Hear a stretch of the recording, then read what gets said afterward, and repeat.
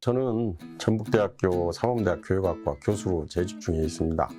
현재는 한국평생교육학회 회장으로 봉사를 하고 있습니다.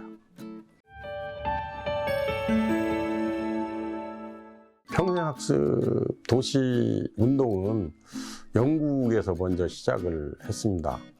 가깝게는 한 40여 개 지역이 평생학습 도시 운동을 하고 있고, 일본에서도 평생학습 도시 운동을 하고 있고, 그런 영향으로 인해서 우리나라도 평생교육법이 제정된 이후에 평생학습 도시 운동에 대한 국가적인 차원에서 지원을 하고 있습니다. 평생학습 도시의 운동의 목적은 궁극적으로는 지역 발전에 대한 목적, 나아가서는 국가 발전에 기여하는 것이 목적인데, 평생학습을 통해서 자기 개인의 학습을 통해서 자아실현을 가져다 주게 할 수 있고, 또 개인이 자아실현을 하면서도 개인의 역량이 발전하면서 지역의 발전까지 기여할 수 있는 그러한 그 학습도시 운동입니다. 평생학습 도시는 맨 먼저 자발적이어야 합니다. 자발성.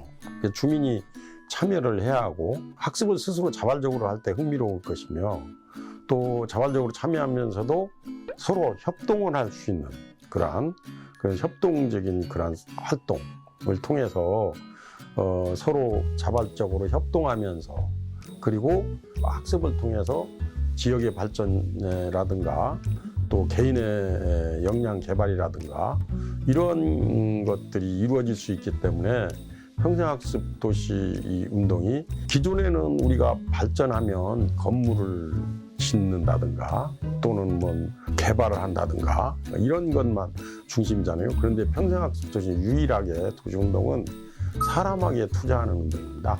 자기 스스로 학습을 통해서 역량이 개발되면 그런 역량들이 다른 사람에게도 영향을 미칠 수 있고, 그리고 그러한 다른 사람의 영향을 공동으로 어떤 목적을 추진하기 위해서 우리가 하나의 목적을 지역개발이라면 지역개발을 위해서 함께 협동하면서 노력하는 협동적인 운동이라 이렇게 생각하기 때문에 평생학습 도시 운동은 매우 필요하다고 이렇게 얘기를 할 수 있겠습니다. 평생학습 동아리, 그러면 이제 동아리도 많이 있지 않습니까? 그래서 때로는 문화 동아리가, 문화예술 동아리도 있고, 취미나 여가 이런 걸 통해서도 즐기는 것들도 우리가 동아리라고 얘기하지 않습니까?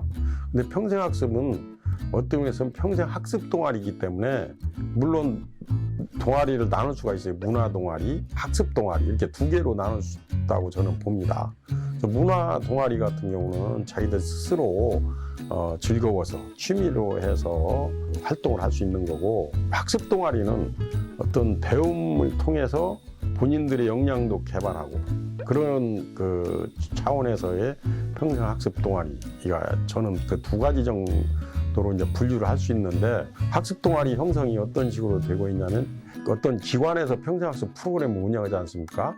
그럼 거기에 프로그램 이수 후에 만들어진 동아리도 있고, 또 자생적인 동아리, 어떤 목적과 이슈에 따라서 모임을 가져가지고 학습 동아리가 만들어지는 경우도 있고, 그래서 동아리가 제 생각에는 되게 문화, 여가 동아리, 취미 동아리가 너무 많은 것 같아요. 사실은 평생학습 도시가 발전하려고 하면은 어떤 목적을 가지고 학습자들이 학습을 통해서 지역 문제를 해결한다든가, 또는 어떤 상품을 개발한다든가 창업을 하게 한다든가, 이런 어떤 목적을 가지고 만들어지는 학습 동아리, 평생학습 동아리가 많이 있었으면 좋겠어요.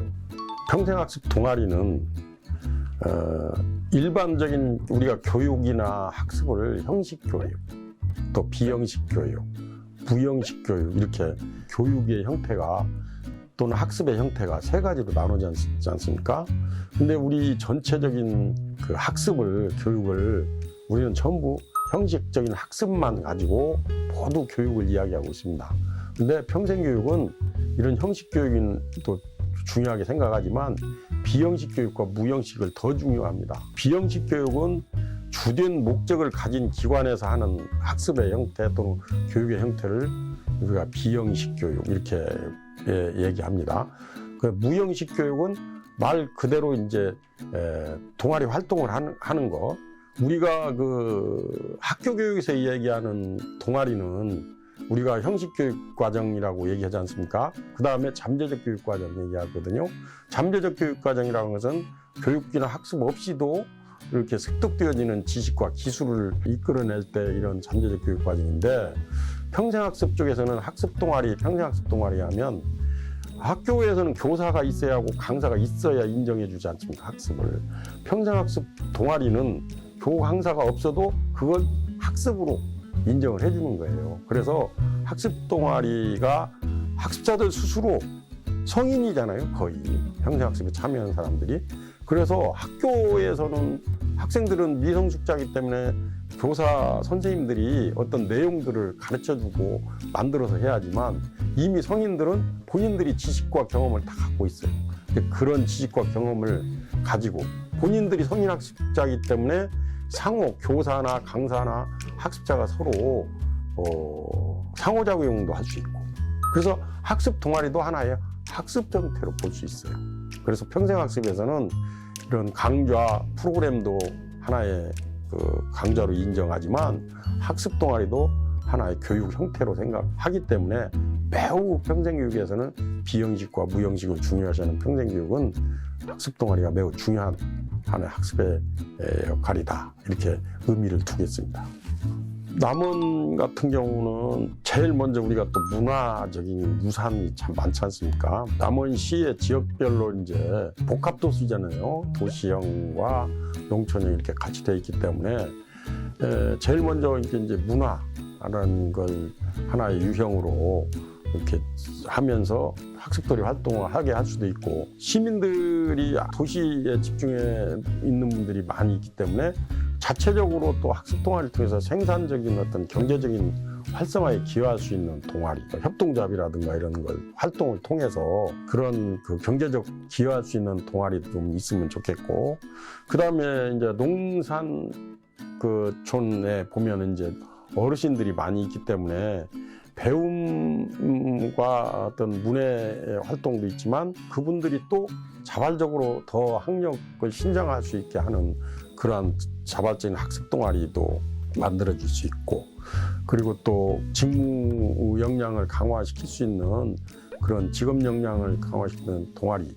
그래서 지역별로 그 구분을 해서 동아리들이 활발하게 발전할 수 있는 그런 자조적인, 자기들 스스로도 활발하게 활동을 하게 하고, 시에서도 적극적으로 지원해주고, 거기서 이제 동아리 지도자들이 또 나오죠. 역량 있는 분들이 있어요. 그럼 그분들이 지역별로든지 또 영역별로든지 그런 지도자들이 나오면 그분들을 더욱더 퍼실리테이션이라, 우리가 보통 촉진자로서의 역할을 할 수 있도록 중간에 그 지역을 이끌어내는 중견 그 발전 공헌을 할 수 있는 사람을 거기 출신들로 해서 지원해 줄 때 남원시는 평생학습 동아리 정책에 의해서 많은 발전에 기여할 수 있으리라고 저는 봅니다.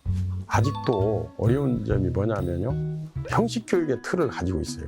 형식적인 틀, 그리고 행정적인 틀, 이 안에서 어떻게 평생학습 도시 운동을 시키려고 하는 거거든요. 근데 제 생각에는 주민들이 정말 활발하게 움직일 수 있도록 재정적 지원도 과감하게, 말하자면 학습 동아리가 어떤 창업을 간다, 그럼 창업에 필요한 예산이 상당히 필요하거든요. 그러면 시에서만 할 게 아니라 국가에서 하는 그러한 고용노동부에서 기금도 있지 않습니까? 그런 기금, 또 산업자원부에서 국가 차원의 예산도 있고요. 세계적으로도 마찬가지예요. 이제는 학교만 가지고는 안 되지 않습니까? 그래서 25세 이후에 거의 60세 이상을 교육을 시켜줄 수 있는 시스템이 없어요, 국가 차원에서. 그래서 국가도 전향적으로 바꾸고, 지역 주민을 정말 학생으로 생각하고, 지역 주민들을 위해서 무한한 무형식, 형식이 아니라 비형식 교육을 지원해 줬을 때 평생학습으로 정말 지역도 발전하고 국가도 발전할 수 있다고 생각합니다. 평생학습은 한마디로 얘기한다면 생명의 활력소다. 인생에 있어서 삶의 기쁨을 가져다 줄 수 있는 활력소, 곧 그게 평생학습이다. 이렇게 알 수 있습니다.